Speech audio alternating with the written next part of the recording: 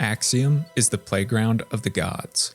Mortals are nothing but expendable toys through whom they make their will known, and the lands of Mournstead are filled with their blind zealots. Adir, the one-time god of humanity, wields the fiery chaos of Rogar and commands demonic legions. Aureus, a resplendent figure, whispers to his judge cleric, who leads the righteous Hallowed Sentinels. But as the words in the opening cinematic suggest, there's a force greater than mortals and even gods. An entity that exists beyond death, filled with a relentless hunger that threatens to devour all in oblivion. It's the Putrid Mother, and she dwells within the Umbral Realm.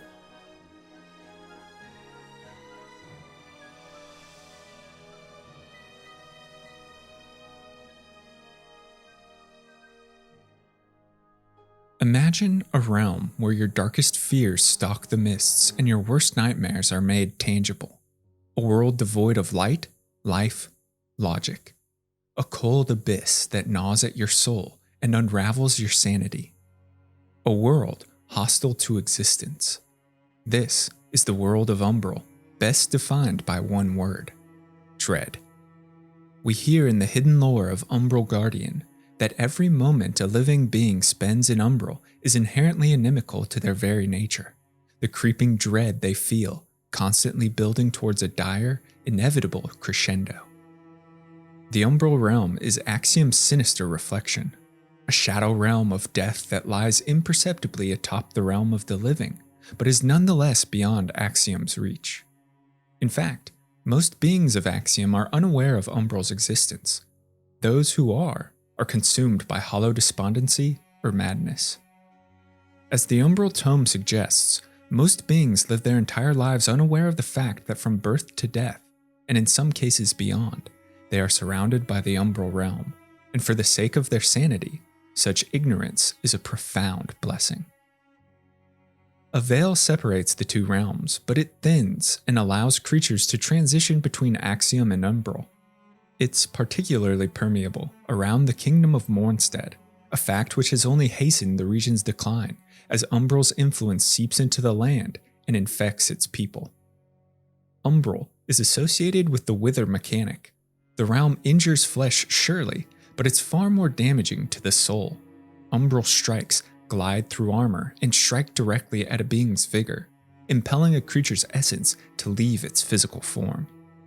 It's interesting to note that only by killing, by slaying and releasing more vigor, can one's own withered soul be restored. A cold haze of blues and purples blankets the Umbral Realm, which draws as inspiration several thematic elements in religion, science, and folklore. First is cosmic horror, synonymous with H.P. Lovecraft's works. This realm is incomprehensible to the mortal mind. Its aura fractures sanity. Unblinking eyes dot floors, walls, even the firmament, and terrify with their otherworldly scrutiny. This signifies the Putrid Mother's vigilant watch. Grotesque tentacles, branching bones create bizarre paths or platforms, while dozens of appendages reach out from floors and ceilings. It's meant to disorient and suffocate all who trespass. In the distance, we can see great skeletal creatures grasping at Mournstead, wishing to drag it by the foundations into Umbral's cold hell. Another strong symbol is that of the Umbral Moth. Many small moths are drawn to the light of the Umbral lamp. Hundreds more float in the blue mists, and even large ones are frozen in the landscape. Moths are symbolic of many things. Most notably, they're heralds of death, portents of doom, and bear the negative aspects of recklessness or insanity, all of which are deeply associated with Umbral. But moths also signify wisdom, transformation, and rebirth, the eldritch knowledge held by the Putrid Mother, representatives of immortality, a hope that whatever finds itself in Umbral might live again. We hear in the hidden lore of the Vestige Moth that the presence of Umbral is sometimes signaled by the accompanying presence of Umbral moths, ephemeral, intangible creatures which flutter between realities, their origins and exact nature unclear. Finally, the female gender and its associated infant heavily influence Umbral aesthetic.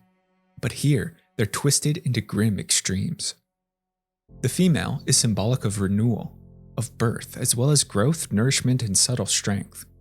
In Umbral, wails of unborn babies echo from the horizon, and bizarre female creatures give birth to terrifying remnants. It's as if rebirth has been stained by an evil force. Many Umbral items carry its symbol. They bear eyes. They are a gnarled tangle of tendrils, or else contain otherworldly bones and chitin. Time and emotion twist in this realm, but strong memories carried out in Axiom are preserved in Umbral as stigmas.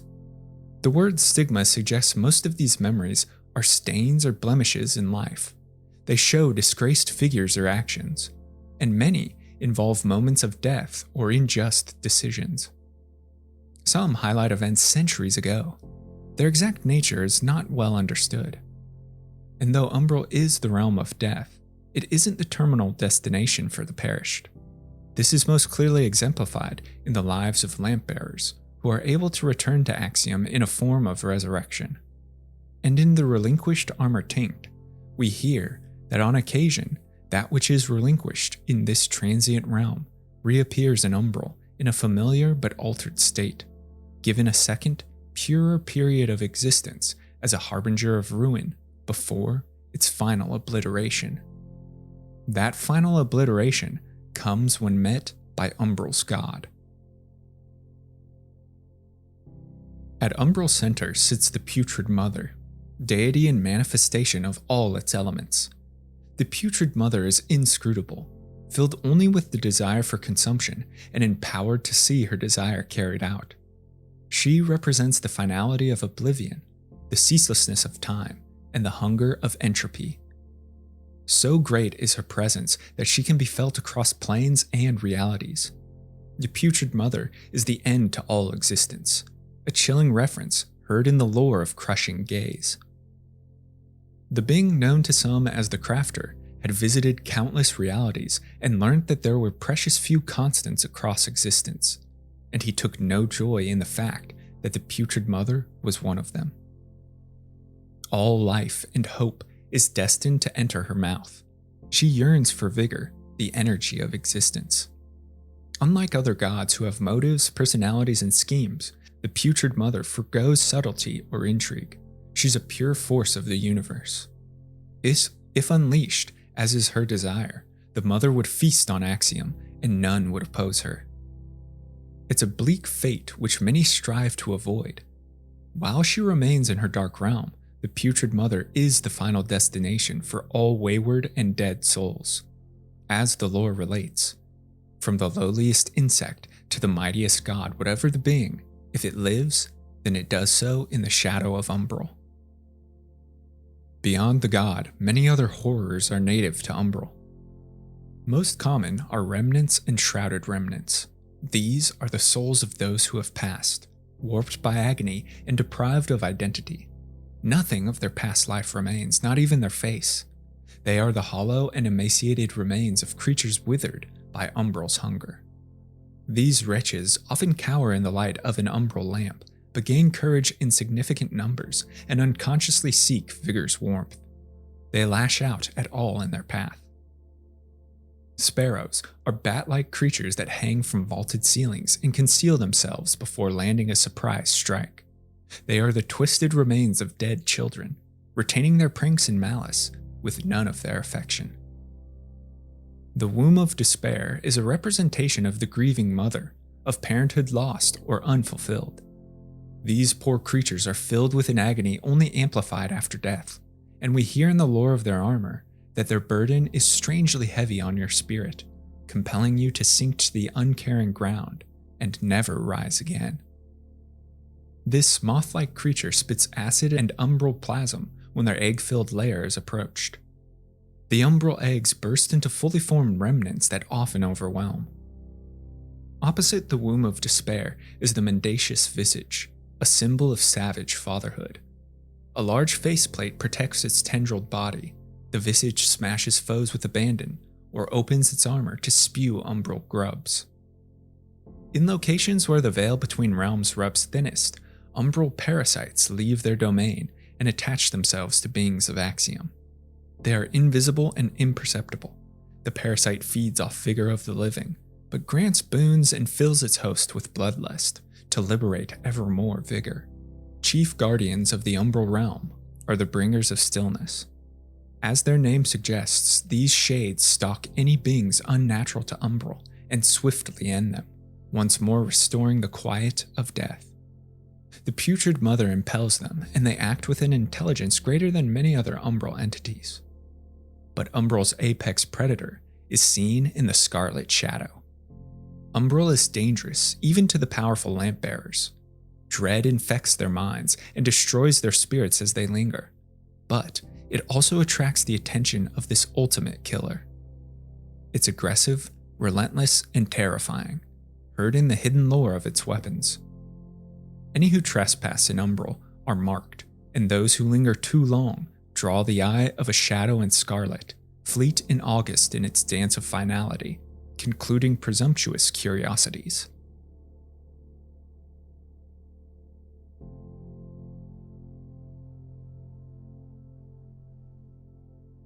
Before the line of Bramis, before Mournstead, before the judges and even the Rogar, there was the Nohuta.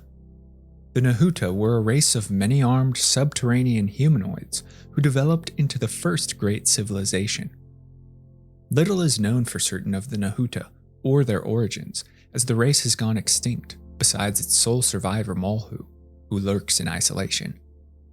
Whether Molhu truly lives is up to speculation, as he resides entirely in the Umbral Realm. Regardless, the Nohuta once ruled undisputed, empowered by their devotion to a great deity, the Putrid Mother. Sometime in their history, Nohuta discovered Umbral's existence and fell beneath the Mother's thrall. It's the god's overwhelming aura that broke will and thought, but allowed for a culture united in its fanaticism. This we hear in the hidden lore of the Nohuta polearm. There was little infighting amongst the Nohuta throughout much of their history, the species almost always completely united in their utter devotion to the Putrid Mother. Umbral's discovery sparked an age of intellectual enlightenment as the race uncovered more of the shadow world beyond. They developed rituals, refined magic, and cataloged knowledge over eons, the information gathered in a grand library illuminated in this hidden lore. The Grand Library of the Nohuta became the home of a vast amount of Umbral knowledge, including numerous texts related to the many creatures which inhabit the realm, that ancient repository now sealed away, along with the rest of the Nohuta city, deep beneath the surface of Mournstead. Eldritch wisdom allowed the Nohuta to proliferate, and a golden age invigorated their society. Nohuta cultural beliefs are inextricable from their faith. They profess the teachings of the Putrid Mother. Nohuta see the world as chaos, life as meaningless torture. They see that the difference and disparity born from existence is the ultimate anguish, and truth can only be attained in the silence of the void. Their mission is to serve their god as best they can before she enters the realm of the living and unites all in oblivion. As their teachings profess, to her glory we commit our minds, flesh, and bones, all feeble and transient, but relinquished eagerly in the creation of the silent house we will build for her arrival. Nohuta yearn for the Putrid Mother's embrace. They desire the cold oblivion beyond even death, promised by the Umbral deity, and they wish to share it with all of Axiom. They believe in the unity of nothingness, in eventuality and the illusion of hope. Many of the Nohuta writings are found in the item descriptions of their armor tinks. This one summarizes their faith quite well. The Putrid Mother feeds ceaselessly, for the blind, insane, mewling chaos that is existence ever strives to continue its idiocy and must be returned to its natural state. As they spread, Nohuta destroyed or subjugated outside threats. Thought that opposed the Putrid Mother wasn't countenanced. In their campaigns, the Nohuta enslaved the race of Shuja, whose shamanistic beliefs violated Nohuta principles. For thousands of years, the Shuja labored in chains beneath Nohuta yoke. Even those within the race weren't allowed autonomy. Any who broke from the monotheistic faith were denounced as apostates and imprisoned, which we hear in the lore of impious Nohuta's ring. with their society permitting only a single religion. When one Nohuta was discovered to have been secretly studying inferno sorcery, she was imprisoned and made to suffer for years, being denied the Putrid Mother's embrace as long as possible. How is it that this advanced and God-inspired race ultimately crumbled to ruin? No definitive insights exist to guide us beyond well-guessed speculation. I'll give two possible interpretations and would love to hear your theories in the comments. Perhaps, with the rise of gods on Axiom like Adir and Aureus, who strengthened their devoted, the Nohuta were overrun. Their strength is greatest in the Umbral Realm, and though they could connect with her, they couldn't channel the full energy of the Umbral deity into the world of Axiom, and were destroyed. Equally plausible, a symbolic and holy event within their culture led Nohuta to mass suicide in order to beckon their god and join the Putrid Mother's embrace. All that's certain is the ancient civilization couldn't resist time, and now lies buried deep within the earth beneath Mournstead, forgotten to myth. The Shuja, now liberated, survived their overlords and lurk in bogs across the Oathlands. Malhu, last of the Nohuta, has taken upon himself the charge of this race and seeks to coax the Putrid Mother through the veil of reality and into Axiom. To do so, he's crafted through profane ritual hundreds of umbral lamps and infused them with the god's ceaseless hunger. The umbral lamps are powerful artifacts that command death and channel the void. They mark and latch onto a lamp bearer much like umbral parasites, granting unnatural ability and consuming the vigor of fallen foes. The lamp illuminates to its wielder Umbral's dark reflection and allows them to move between life and death. So great is the lamp's craving that it flays the very essence of Axiom creatures, separating their body and soul. But power always comes at a price. Many are the remains of fallen lamp bearers studied throughout Mournstead. These vestiges mark individuals who were constantly shrouded in the Putrid Mother's aura, the lamp spreading a miasma of psychosis. Imagine, too, if a painful death was not the end, but rather a step into cold hell experienced briefly but horribly, until you were dragged back to the realm of the living, only to suffer the same fate in an endless cycle. It's enough to cause madness and hopelessness. Tales abound of lamp bearers who have succumbed to their duty, and the umbral lamps have a mind of their own. They desire one thing, to bring forth the Putrid Mother. Once a lamp bearer has exhausted their usefulness, the lamps have a habit of leaving them, especially in a moment of dire need. After death consumes them entirely, the lamp seeks a new bearer. As Malhu states in conversation, "And must be born until the favored child makes themselves known. Only then can the remaining carrion of creation finally return to the void." The Church of Orion Radiance doesn't know the truth of the Umbral Lamps, and though many view it as heresy, they are willing through the Dark Crusaders to use it for their benefit. The Putrid Mother's essence contained in the lamp is enough to undo Adir's corruption and cleanse the stained beacons of the Hallowed Sentinels. With the lamp, they hope to contain Adir, end the Rogar invasion, and spare Mournstead desolation. But they are unaware of both the danger and the power contained within the lamps.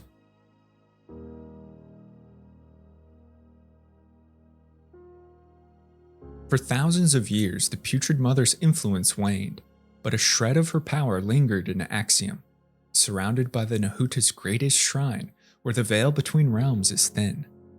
As Earth covered their ruins, new kingdoms rose, and the lands of Mournstead now sit atop Nohuta remains, hinted in the lore of the Oddstone item.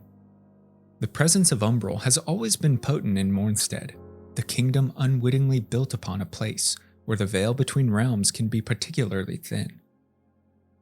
As the Putrid Mother's power leached into the land, her crazed whispers invaded thought and dream. In the citizens of Mournstead, and Calrath in particular, she found new slaves to enthrall. Umbral worship spread as cultists met in secret to praise their profane deity. At some point in time, however, their heresy was revealed and the Mother's adherents were persecuted by the Hallowed Sentinels, exiled to the Forsaken Fen. Here they wallowed but continued their grim practice, creating the role of the Angel of the Void, assumed by the greatest warrior among them to act as guardian.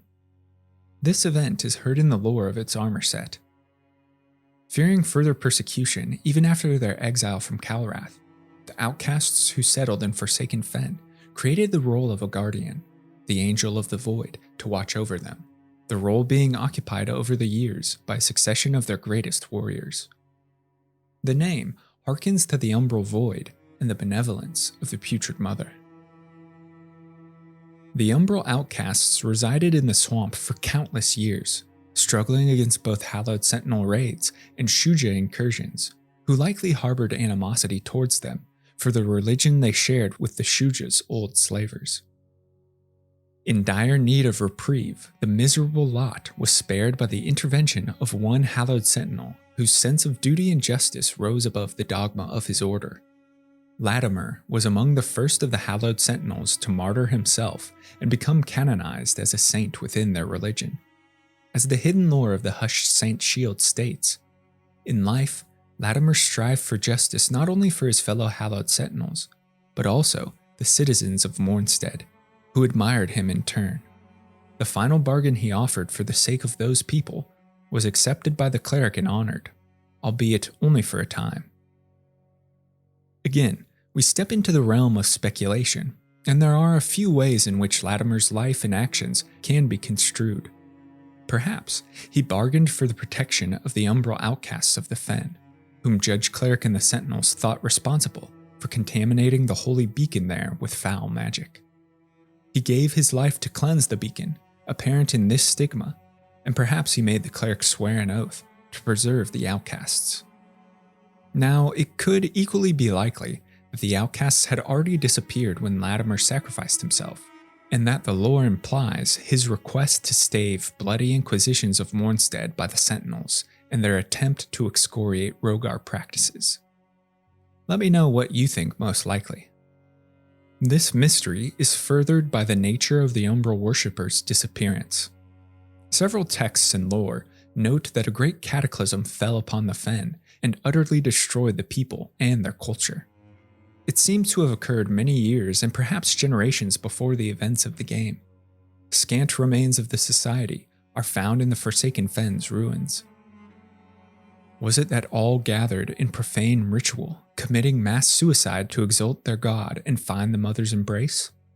Or was it that a band of Sentinels revoked their promise to Latimer and massacred the hapless exiles? Or perhaps the terrible shade known as the Herald of the Maw visited them, as its chilling lore implies. History contains multiple instances of entire communities vanishing overnight, bustling settlements suddenly empty come dawn. While numerous theories have been offered to explain such mysterious occurrences, very few know the truth, that said places were visited by the Herald of the Maw.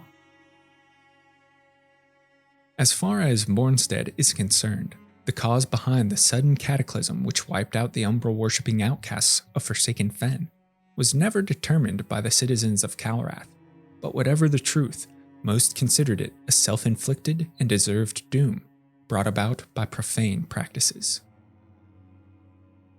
Beyond the Fen, there are locales deeply connected to Umbral dotted throughout the kingdom of Mournstead, the most notable being the Nohuta ruins discovered beneath glistening Kalrath city. Greed compelled Kalrath's nobility to dig deep into the mines of Sunless Skein, where precious jewels and veins of ore lay buried. As their shovels and pickaxes excavated, they uncovered traces of the ancient Nohuta. Their findings emboldened archaeologists and prospectors. Shortly, a flurry of activity cleared a cavernous dig site beneath Kalrath. The pursuit of knowledge was their ultimate undoing.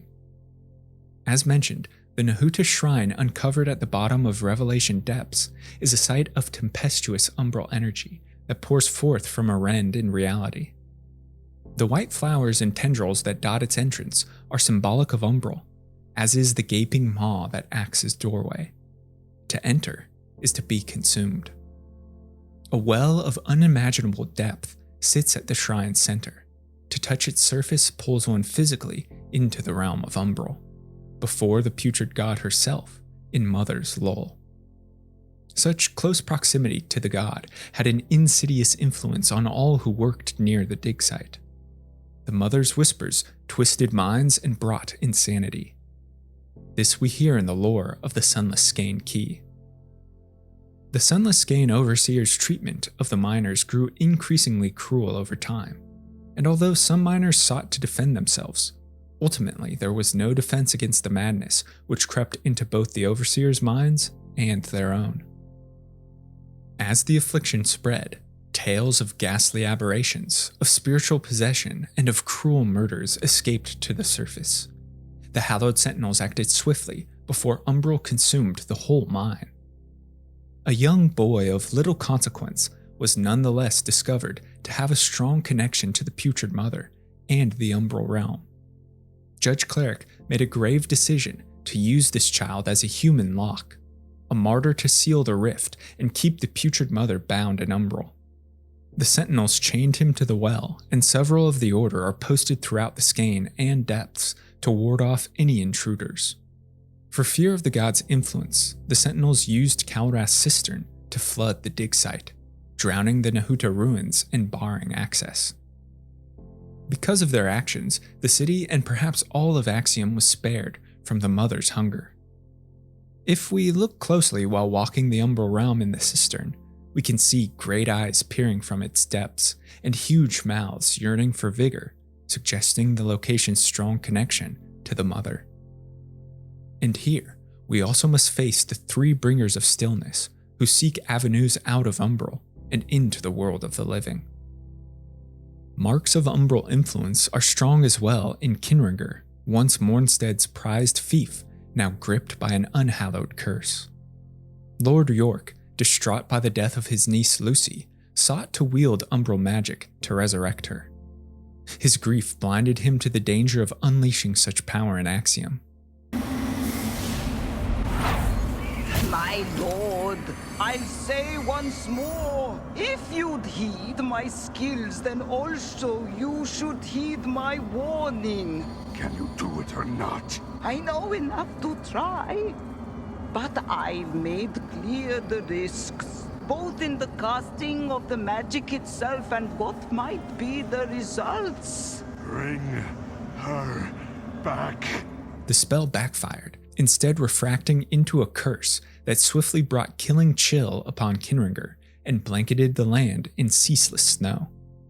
The curse killed most of the population and brought the fief to ruin. Lord York himself was transformed into the Hollow Crow. The fact that the curse was umbral in nature is supported by the description of umbral magic throughout the lore, as some in Axiom who experience the influence of umbral feel a deep, gnawing cold as part of it, a primal chill both hollow and hopeless. It's precisely this sensation that has sucked warmth and life from Kinringer. Furthermore, while walking the ruins in the Umbral Realm, we're faced with a bevy of enemies. Their strong presence protects umbral items such as a putrid child sword, a reverent blade of umbral adherents.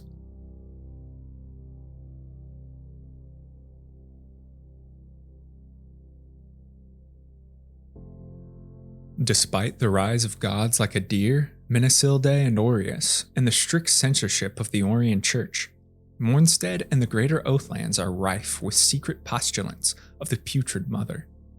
The most notable was Lon Garish, an itinerant sage who traveled the world in pursuit of hidden knowledge millennia ago. Almost nothing is known of Lon Garish beyond their dedication to and exploration of Umbral, their volumes of related studies, unrivaled in both scope and insight, having become fragmented and scattered across the world over the millennia since their creation. Garish's writings appear in the lore of many items found or related to Umbral. Forbidden knowledge also drove the thinker Geoffrey, but upon gazing into eldritch realms, his mind shattered, and in his madness Geoffrey was captured, imprisoned, and tortured in the Tower of Penance. His sad fate is seen in this stigma. See if the glare can't see the light is a lie. Not a single bit eye between them, but eyes in Umbral. Oh yes, always and everywhere. Holding my gaze over miles and miles and years and years. She sees eternal, and I look upon her.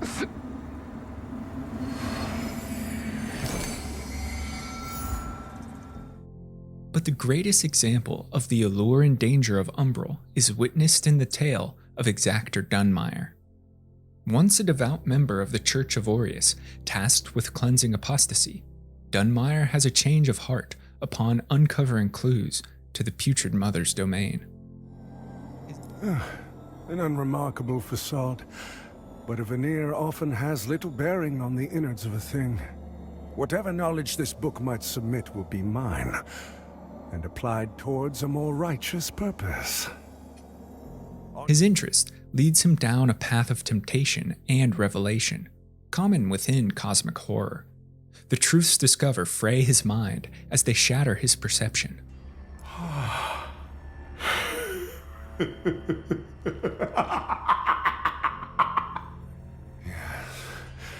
Yes, the murk clears ever so slowly.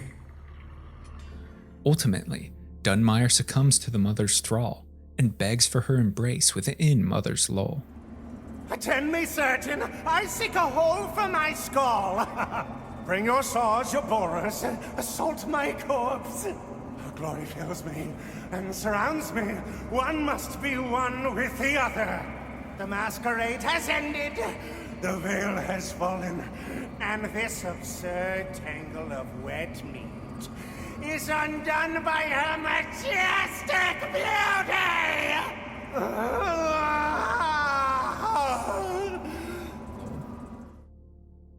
And it's not merely the written word that sparks desire. Many seek active roles in the Putrid Mother's religion. Those who've known only struggle, famine, or persecution are eagerly welcomed into the fold. Proponents of the Putrid Mother extol one of her virtues to be the fact that she receives all into her grace, her acceptance not fickle, unlike most other gods. Though her time is not yet come, the blessed enact her will. They send souls to feed their deity by the dozens. Often they are mercenaries, assassins, any and all who abandon themselves to the ecstasy of bloodletting and use it as a means to honor their god. This is illuminated in the hidden lore of the Pestilent Blade spell. Some of the most fearsome assassins of all time have been Umbral adherents, carrying out their killings not only as a trade, but as a means of worship. To channel the Putrid Mother through Umbral sorcery and manifest her terrible hunger in Axiom is the mark of the truly devoted, and Umbral magic grants us a sense both of that realm's power and its danger. The Umbral canon is replete with spells that cause wither damage, symbolic of the realm of the dead, and its ability not just to harm flesh, but strike the soul, destroy hope, and evince dread. Armor is a useless defense against the cold and ethereal glow of Umbral sorcery. Many spells also channel putrefaction and rot associated with death. Noxious clouds and poisonous weapons are utilized by Umbral mages to spread decay across Axiom. The Putrid Mother's blessing comes at a price, however, and channeling Umbral sorceries gradually increases frostbite buildup, suggestive of the hollow cold integral to the Umbral realm and echoed in several spells' hidden lore. Umbral magic can be devastatingly injurious to mortal flesh, its fundamental purpose being to impel a being's essence from Axiom to the Umbral realm. What's most interesting is that, unlike Rogar and holy magic, Umbral spellcraft requires wisdom in both Radiance and Inferno. This could have many implications. For one, it might illustrate the Putrid Mother's indiscriminate acceptance of all things and a unity of purpose. To her and her followers, there is no forbidden or evil magic. Everything is useful and therefore used.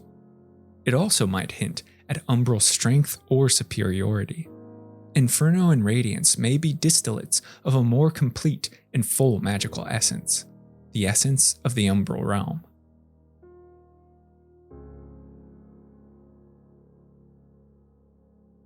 The umbral lamp of Paladin Isaac left him at his most vulnerable and found its way to us, an individual from ages past whose lingering presence has attracted the notice of the Putrid Mother. We have the power to alter fate, to fulfill the lamp's mission and enact God's will. As the lamp bearer carries their burden across Mournstead, they're faced with a choice.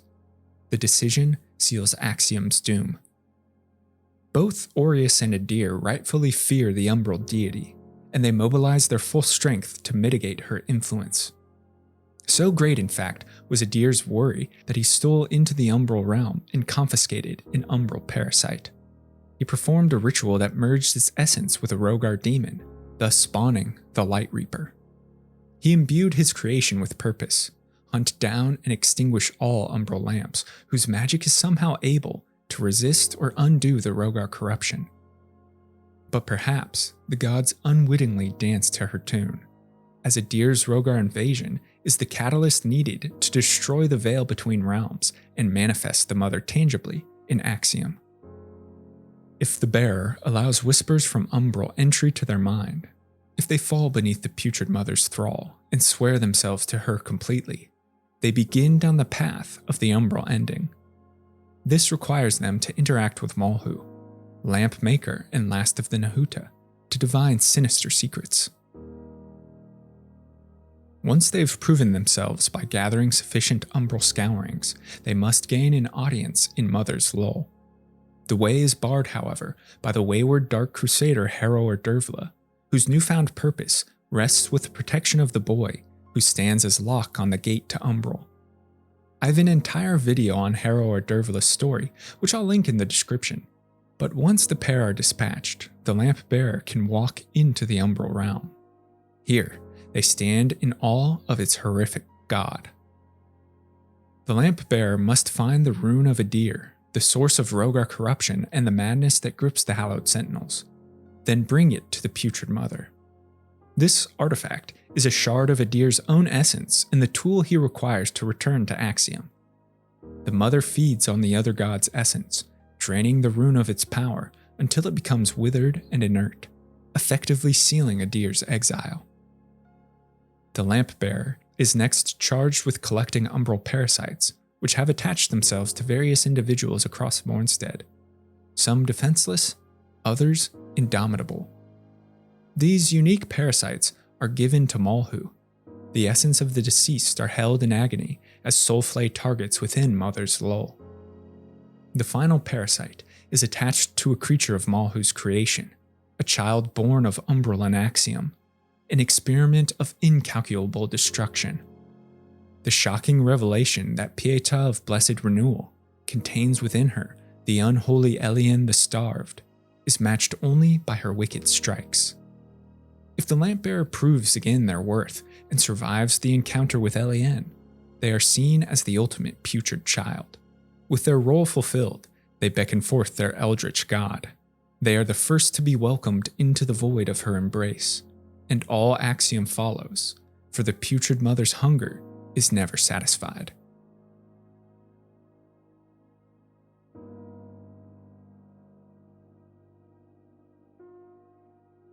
Thanks so much for watching and listening to this video on the Putrid Mother and her Umbral Realm. Let me know what you think of Umbral and how this dark god might be destroyed, as well as your own insights and suggestions for future videos in the comments below.